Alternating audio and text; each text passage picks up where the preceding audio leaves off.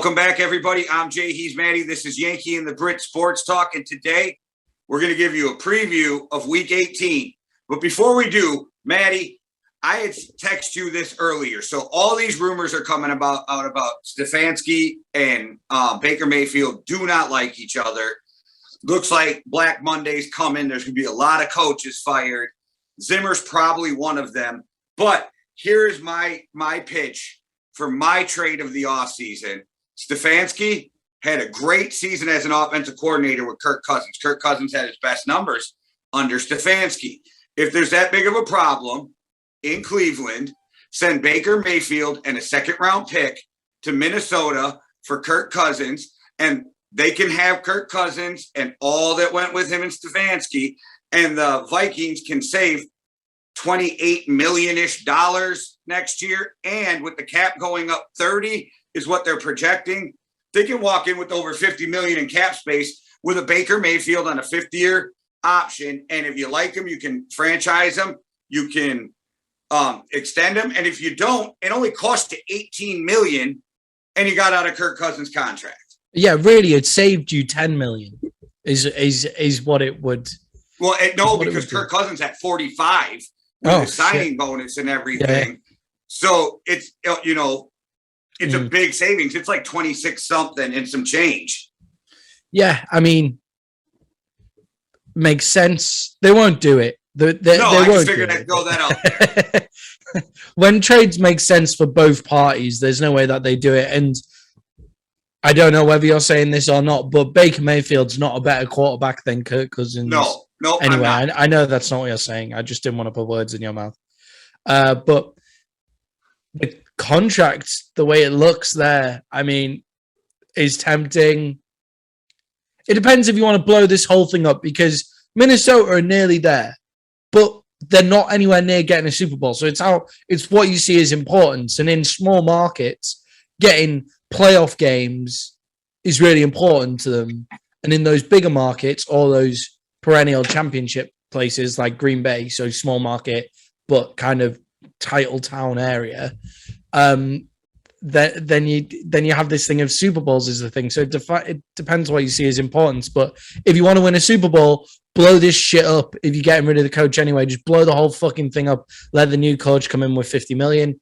If not, then you got to keep Kirk Cousins. Well, I said this before. I might even have said it to you, but I always thought it might be a little bit homerish in me. But I heard this last week, Ryan Clark and Rex Ryan say the same thing on different shows.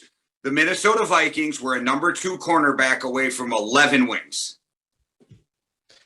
Yeah, definitely. I mean, so I think they're crazy if they blow it up. I think you just go build on what you got, sell the fuck out, and see what you can do, because fuck you're going to do if you blow it up. I mean, you got guys like Kendricks. He's not old, but he's not young. So what do you do with him?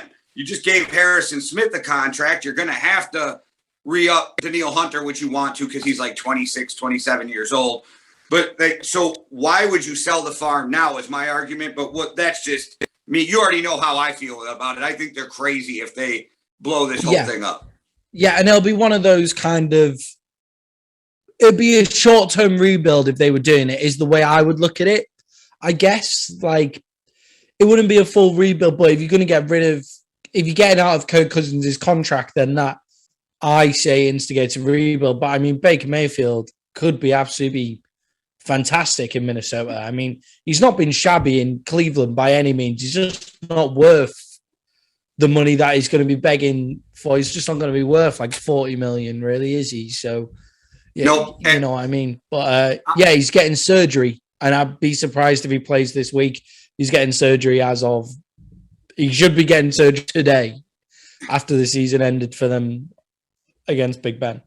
Well, the last thing I'll say before we run through the games is I personally think your smart move is to extend Kirk Cousins, because I don't know what you think you're going to get that's better. And they're obviously not sold on Kellen Mond, because they ain't even going to play him this next week. So we'll move on to Chiefs versus the Broncos. Rumors out, Fangio's going to be out after this game, and Dan Quinn is their number 1 target for head coach. I say the Chiefs win this game, and it's hard being a lame duck coach when you already are hearing that you're going to be fired. Yeah, I say Chiefs win as well because they're going for that number one seed. Like plenty of teams have slipped up against the Texans, and they're not just going for the number. Like they're having to play their full team because they're going for the number 2 seed as well to get some 2 games home field advantage, and then it'll go through Tennessee after that. And let Tennessee lose it, then you get the AFC Championship game. So there's always that small chance you still get it. Yeah, exactly. As the number 2 seed. So yeah, and I think the Chiefs will come out all guns firing. And then the Browns, it's been a long and weird season for them where they've looked like they've found a recipe to win, but then they just haven't been able to do it. Very strange season for them. I personally don't think Dan Quinn will take that job. I don't think Dan Quinn's the kind of coordinator they need anyway. I would say, like, obviously, this is my impassioned plea for Dan Quinn not to take the job. But I don't think he's the kind of coordinator they need. Like, they don't need a defensive head coach. That's not what they require. With the way that Denver's set up, the way that their division's set up, it's the offensive coordinators that are doing the best for them, which means they'll probably come get Kellen Moore instead. Well, the only argument I have to that is, and it's a Belichickian thing, when the league goes right, Belichick goes left. When they go up, he goes down. So if you got a passing division, somehow Belichick's going to go all defense. If you got a defense division, he's going to go offense. Maybe that's what they're thinking. I don't think it's a bad hire for the Broncos. I know why you don't want him to go. And that's a good transition into the next game because it's Dan Quinn and the Cowboys versus the Philadelphia Eagles.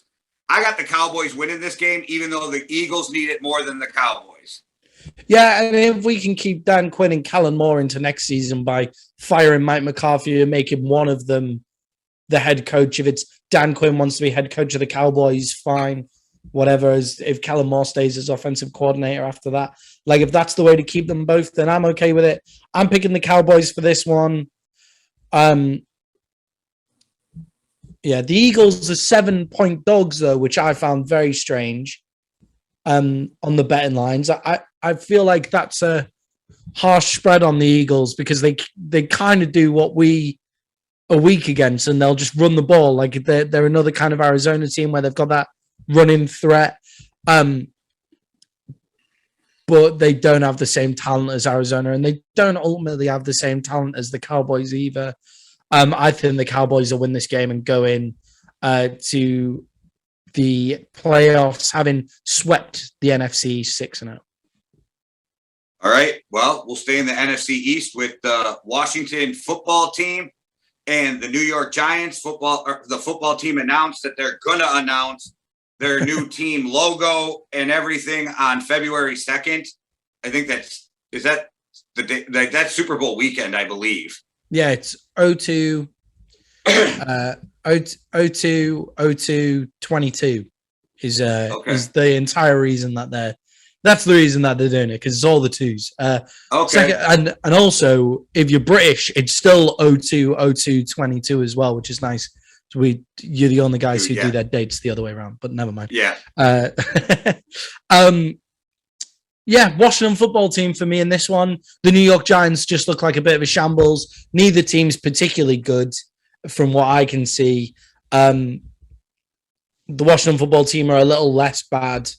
They've got stuff in place, the Washington football team, where the Giants just kind of look like they need to just blow that shit up and start again.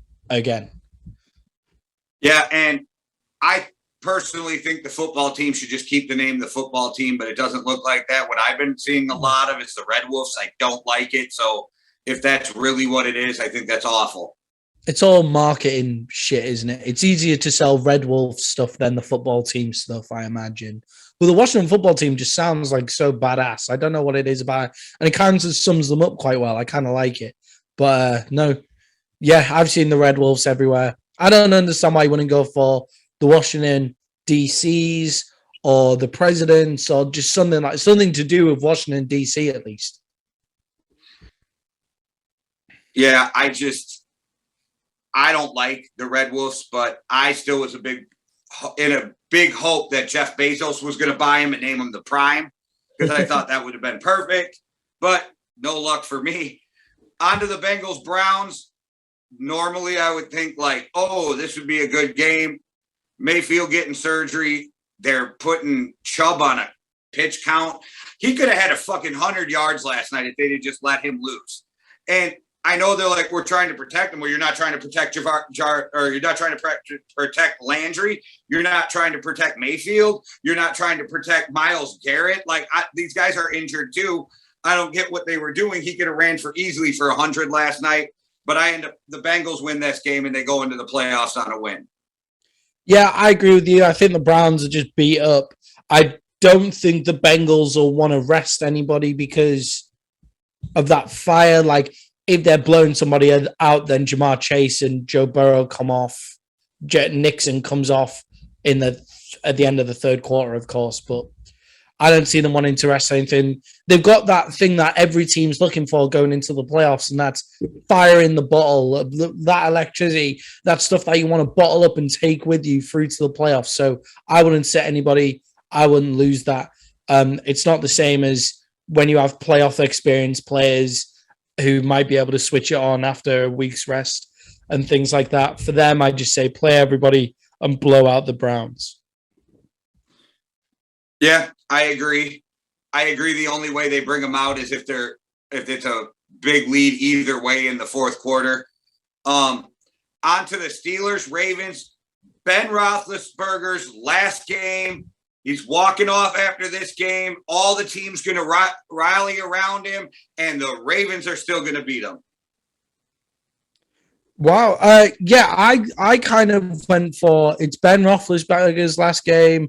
They're all going to rally around him. That defense gets to play against. The Ravens aren't bringing Lamar Jackson back for the sake of one game, are they? Like when they're all out? Probably not. They better not do. But that defense with Mike Tomlin on the side. Also, shout out to Mike Tomlin for getting it done and still not having a losing season in the NFL, guaranteed. Shout out to Mike Tomlin, one of our top 5 coaches. But yeah, I've got the Steelers winning that one for the pure fact of the Ravens just haven't looked good. John Harbaugh's made poor coaching decisions, been too aggressive. That Steelers defense is legit. I know Baker Mayfield only has one arm and 2 toes or whatever Skip Bayless is saying about how injured he is and that kind of stuff. He didn't look injured when he was putting his head into that defensive, into that DB last night, did he? But yeah, they kept him down to 137 yards, which is really small. And I think they could do the same against Tyler Huntley, especially with TJ Watt going for the defensive player of the year. I think Ben has a train wreck of a last game in Baltimore. I think the Ravens would love to do nothing else but to give him a horrible last game because that rivalry's like that. I think unless he plays all Kobe Bryant-ish in his last game, I think they're going to lose. But it's about time we stopped agreeing with each other already. So that was a good one to stop agreeing with each other. Give that fucking ball to Najee Harris. Don't ask Big Ben to do anything. Give Big Ben a free ride for his last game. What were they doing asking him to throw it? What was it? He threw 35 times for less than 100 yards or some ridiculous stat like that. Like, it was something crazy. Yeah, the game was awful. Yeah, it was. I watched the highlights and gave up at halftime and just found out the score instead. Yeah, I turned it off in the fourth quarter. That's how long I stuck with that.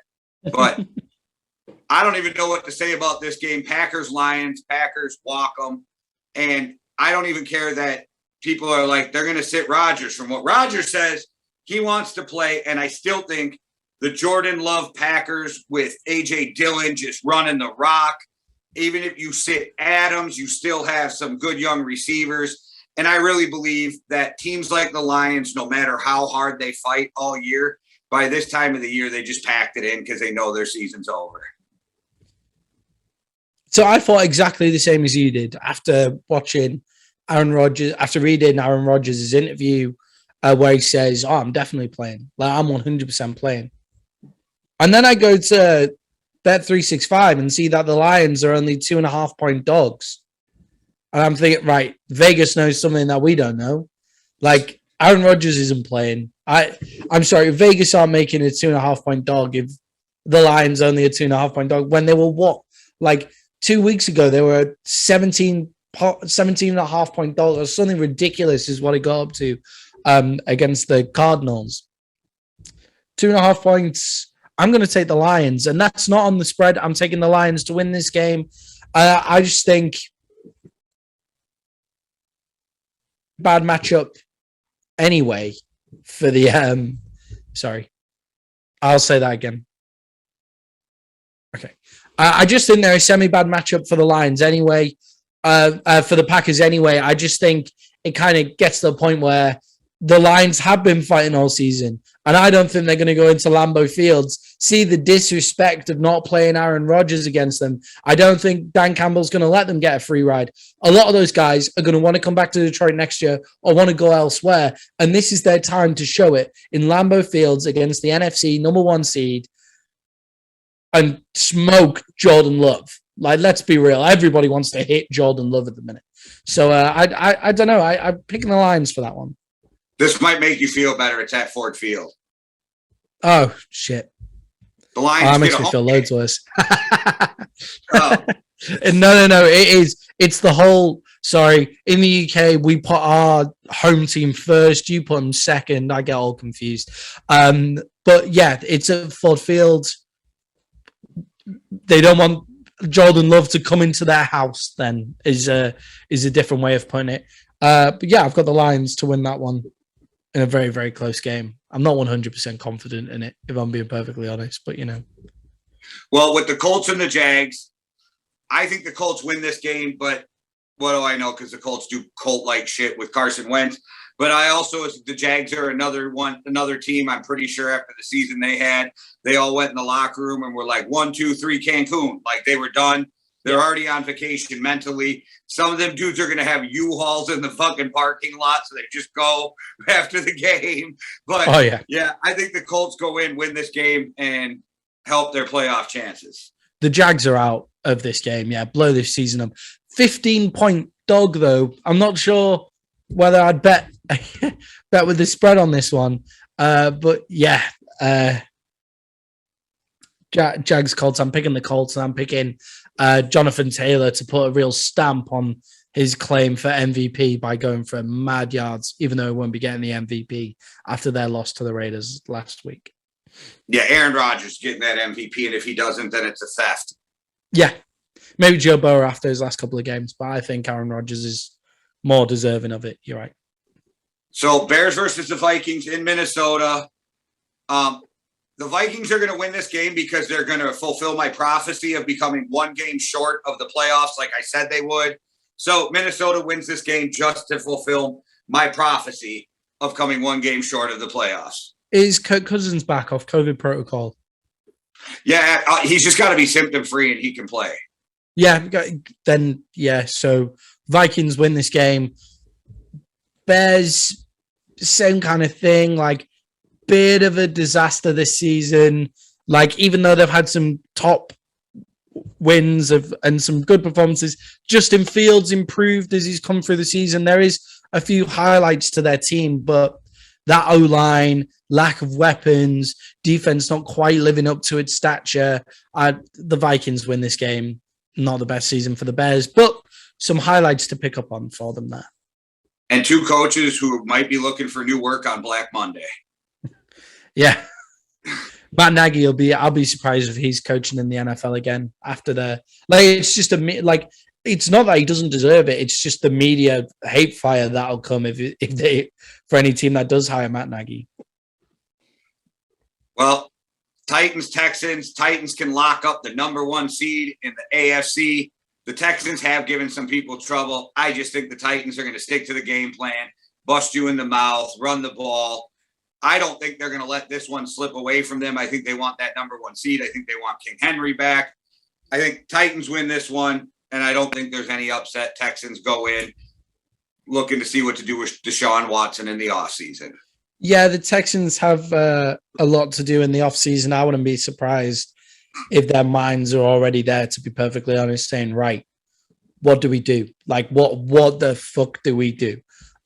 Because they've clearly got a decent roster, a better roster than we expected them to have, because they've got wins out the bag, and Davis Mills has looked fine. Like he's looked a perfectly serviceable quarterback in the NFL. At some points, he's looked better than that.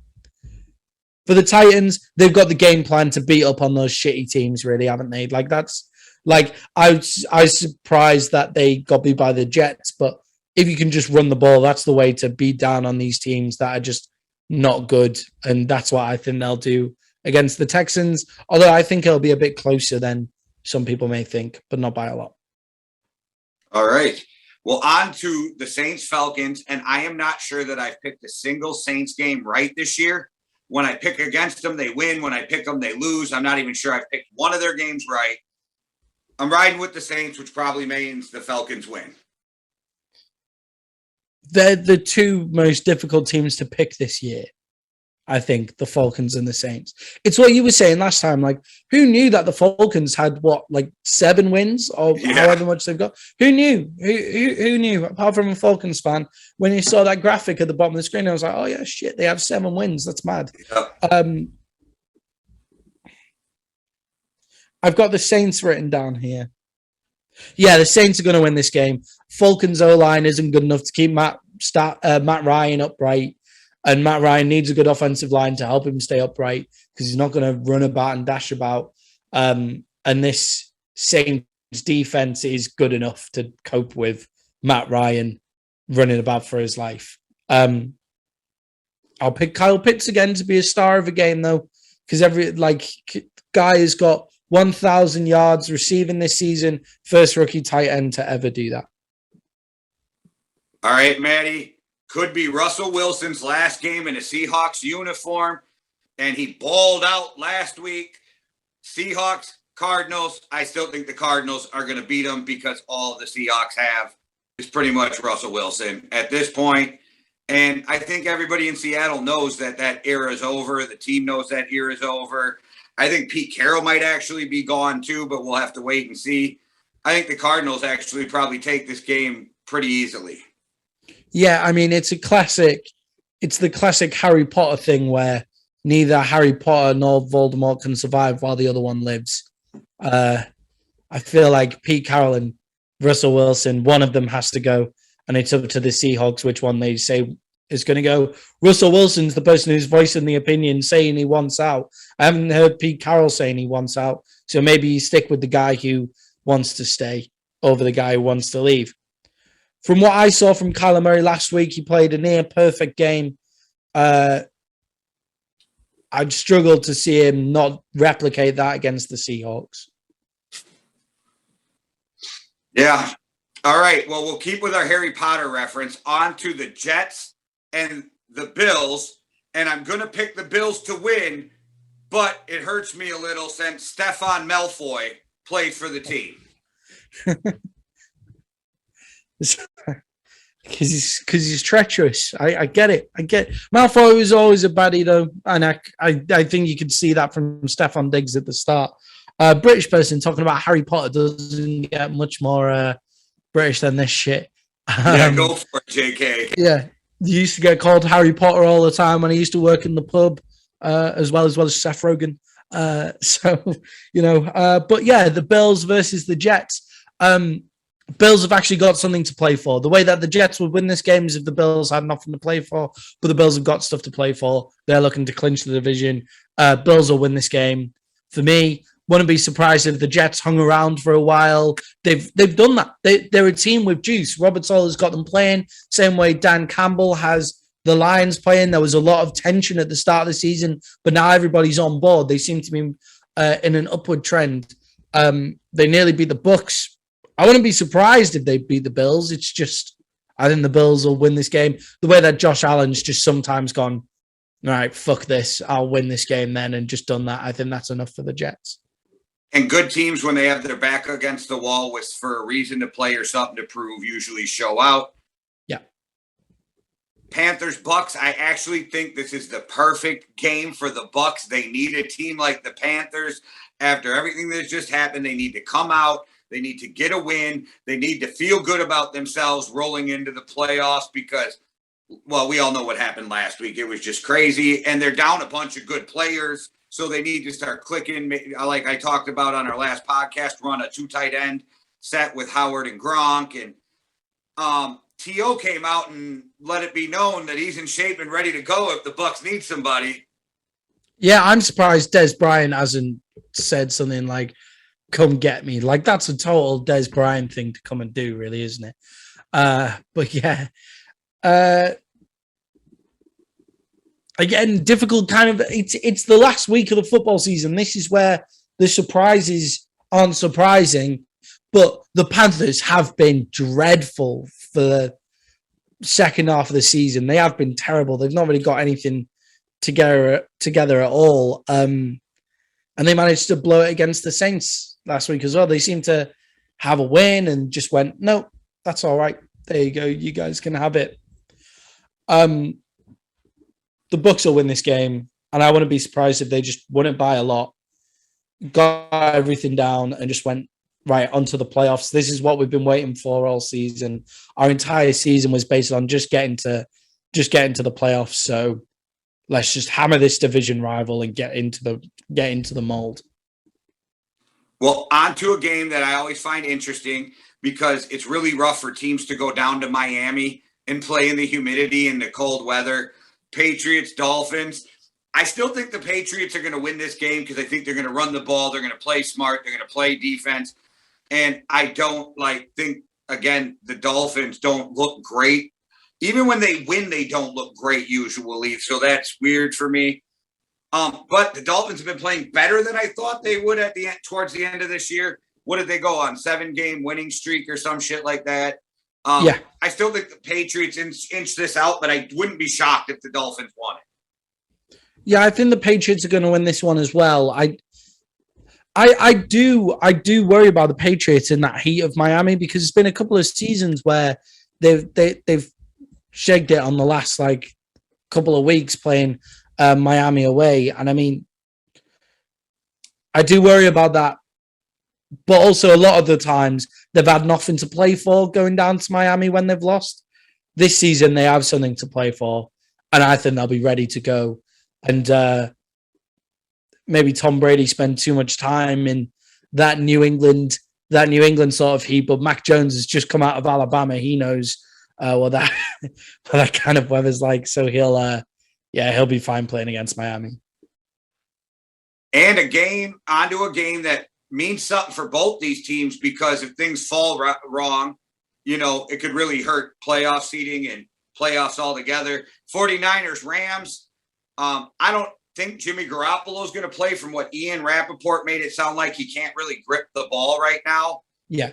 So it's going to be Trey. I'm not sure that I think the 49ers would win no matter who's playing at quarterback. I know at this time of the year, though, you'd rather have the guy with experience than the rookie Trey Lance when you're getting ready to go into the playoffs. But maybe Trey Lance can pull off something magical with his legs. But I got the Rams, and Matt Stafford better start getting his head out of his ass because you know how I've been feeling about how he's been playing lately after I praised him before the year. Yeah, I've got the Rams as well. Although Matt Stafford's been kind of on a downward trend in the first half, it's then in the second half he's absolutely incredible. So I think as a team as a whole, they're on the upward trend going into the playoffs. I also think that they stop what the 49ers do well. Like the 49ers run on you, but when you have Aaron Donald plug in the run in the middle, then it's really difficult to run on people like that. And Von Miller is a very, very smart player as well. So he'll be able to cover the edge. I see the Rams winning this one. I almost see them winning it comfortably. I think they'll outcoach the Falcons.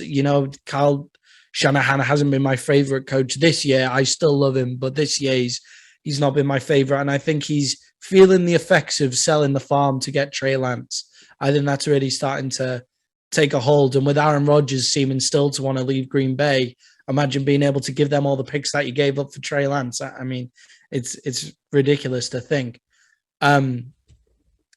But yeah, Lance won't beat the Rams. Jimmy might, is how I kind of look at it. Lance is too raw to go against that experience of a defense and that good of a defense. And Jimmy's, say what you like about Jimmy Garoppolo, it's not really going to be his fault if you lose a game, is how I kind of look at Jimmy, but it's also not his fault that you win a game either. So maybe Jimmy is the guy that you want and not Trey Lance just for this week. Yeah, and the only way Trey Lance wins this game is if he pulls off some stuff like Russell Wilson magic with his legs and running around, and some guy screams open down the sideline a couple times. It would have to be getting that defense to chase him type thing, and I think they're too disciplined to let him get outside. They're just going to contain, push the middle with Donald. I think the Rams probably get an easy win, but it's a divisional game. You never know. On to the game, though, that's the last game of the weekend, and it's literally a playoff game before the playoffs. Win and get in. Win and in, baby. Home. And I bet you we disagree on this game because I got John Madden's Raiders going to the playoffs. Chalk it up. Derek Carr's going to take it home, and the Chargers are going to do some Chargerish stuff where they're still growing and developing, and it's going to cost them in this game. That's my prediction. Winning in. Division rivalry. Who do I want? I want the most talented quarterback on that field. And Derek Carr is great, but it's Justin Herbert for me. They've got playmakers all over the place in that Chargers team. And I just think sometimes talent will out. And they look like they were on a great run. The Chargers were on a great run until they lost to the Texans. They lost to the Texans because they had all of their players missing. Austin Eckler is a freak out of the backfield. How do you cover that dude? What do you do with him? Because he can run between the tackles. He can run between the numbers. He can also catch on the outside, and he's got that big play ability as well. Mike Williams is a freak as well on the outside, and I think they've just got enough to take it home. I really, really do, and I hope they do. I would like to see them in the playoffs. You heard it here first. Listen to this. Double X, Max Crosby, strip sack, seals the game. That's how it ends. Matt Crosby has been fantastic this season. More people need to be shouting his name for things like defensive player of the year. And they need to know his story. Recovering addict, really out there in the community, doing great shit. Shout out to him. But I love that dude. He's exciting as hell. But I knew we weren't going to agree on that game. As soon as I decided I was going with the Raiders, I said, no, I know Maddie's going with the Chargers. Mike, you know how I feel about the Chargers. You know how I feel about Justin Herbert more importantly. I got zero negativity against the Chargers. I just really want to see Derek Carr and the Raiders get there after everything they've been through this season. That'd be a mad story if they managed to get through after everything that they've been through. It's an incredible coaching job. But who's the coach there now? I forget his name, man. I forget his name, and I do him a disservice because he's an Italian like me, and I keep forgetting his name. But yeah, special teams coach, isn't he? But I think he deserves the job. If I'm being perfectly honest, because the Raiders isn't an easy organization to come into and change. That's not who they are. So if you've got somebody in there who's doing a good enough job, just keep hold of him. Just keep him there anyway. And then maybe just give the whole off season to buying players to make your team better rather than searching for coaches the entire time. Just buy players instead. I really think he's done a good enough job to stay there at least another season. I agree. And I know that Mike Mayock isn't really the GM, only a name. It was always John Gruden making the picks. Mike Mayock knows his shit. They might want to give him a swing at that too. They might want to leave those two in there for a year or two with the team they have. Because again, they're in that no man's land like the Vikings. You sell the farm now, you got too many middle-aged players that you don't know what to do with who aren't going to want to stay on a rebuild, right? So they're at a point now where it's almost like, do it. You go for it right now. You got a small window. Just go for it. And if it don't work, then restart the whole thing. They're just too good. They're just too good. Like that's the same with the Vikings. It's the same with the Raiders. It's the same with a few teams out there. A few of those Denver. Like there's a few teams like that where they're too good to just blow that shit up, but they're not good enough to take it all the way to the Super Bowl. The Vikings are also unfortunate that they've had a few really tight games, and they've got the Green Bay Packers in their division as well. Same way that the Raiders and the Broncos are struggling because they've got the Chiefs and Patrick Mahomes in their division. Now think of this. If Aaron Rodgers leaves the division and you're the Vikings, you just sell the fuck out right now. I don't care if I got to trade first-round picks. I don't care if I got to overpay a couple guys and fuck my salary cap 4 years from now. I'm going to sell out, win the division, and try to make that run. Because, like I said, if you blow it up, you're rebuilding for the next 4 or 5 years anyway if you're a team who doesn't already have a quarterback. Yeah, and if Rodgers leaves the division, then that's your time to go for it, man. All right, guys. Thanks for watching. Check us out on Spotify and Apple and YouTube and all that good stuff. And keep an eye open because we're going to be going live coming up soon. We didn't pick out dates yet. MMA Underground live with our new co-host on MMA Underground will be the electric Buddy V from Street Beef. So make sure you check that out too. All right, guys. One world, one love. Deuces. Cheerio.